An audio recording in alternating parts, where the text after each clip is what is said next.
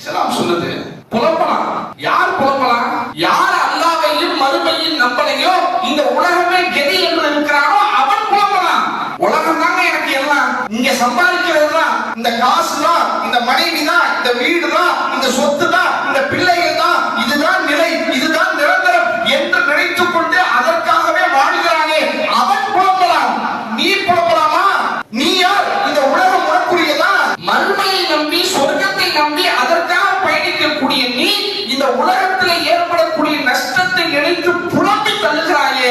ஒரு ஈமான் கொண்டவனுடைய செயல் இப்படி இருக்கவே கூடாது. என்ன செய்யணும்?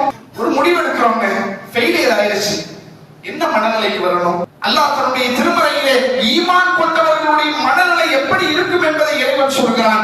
லை யுஸீபனா இல்லா மா கதபல்லாஹு லனா. அல்லாஹ் விதித்ததை தவிர வேறு எதுவும் எங்களுக்கு ஏற்படாது. ஹுவ மௌலானா,